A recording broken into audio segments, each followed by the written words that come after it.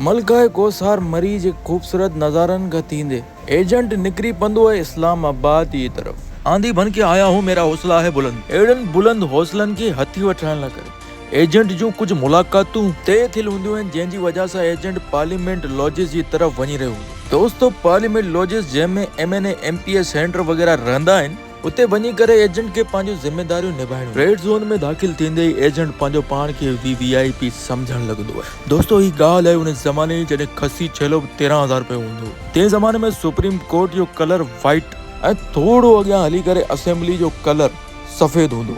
ईंदड़ व्लॉग में तव्हांखे एजेंट असेंबली जे अंदर बि वठी वेंदो। इन करे मूंखे पहिरीं खां ई फॉलो करे छॾियो। MNS जी रहाइशगाह जे ॿाहिरि हरामी छोरन तरफा गो नवाज गो जा नारा लिखियल हो। जंहिं रेड जोन में हिकिड़े आम माण्हू खे एंटर थींदे ई 100 सवाल पुछा वेंदा आहिनि। हिकिड़े प्यारे दोस्त जी महिरबानी सां पार्लियामेंट लॉजिस में अची पुॻासीं। पहिरीं एजेंट खे विहारे करे चांहि पाणी नाश्तो करायो वेंदो आहे। जंहिंखां पोइ एजेंट खे लॉजिस जो दौरो करायो वेंदो। अंदर जो माहौल ॾिसी करे एजेंट परेशान थी वेंदो आहे ऐं सम्झण जी कोशिश कंदो आहे त असांजो टैक्स जो पैसो किथे वञी रहियो। पोइ बाज़ जहिड़ी निगाहुनि सां आसपास ॾिसण लॻंदो आहे। गौर सां ॾिसण ते ख़बर पवंदी आहे त हिन जो तर्ज़ अमल व्हाइट हाउस जीअं ठाहियो वियो आहे, जेको बिलाल महेसर जे अमेरिका में वाक़िअ आहे। ज़रियनि मूजिबि उन जो ॿिज उते खां तरारे इस्लामाबाद में आयो वियो आहे, जेके ॾिसी करे तव्हां अंदाज़ो लॻाए सघो था त केतिरो ख़र्च कयो वियो आहे। प्यारे दोस्त तरफ़ां एजेंट खे हलाए एजेंट जी रन सॉरी अगरि थोरो फज़ीलत सां चयो वञे त एजेंट खे हलाए एजेंट खे थकाए विधो।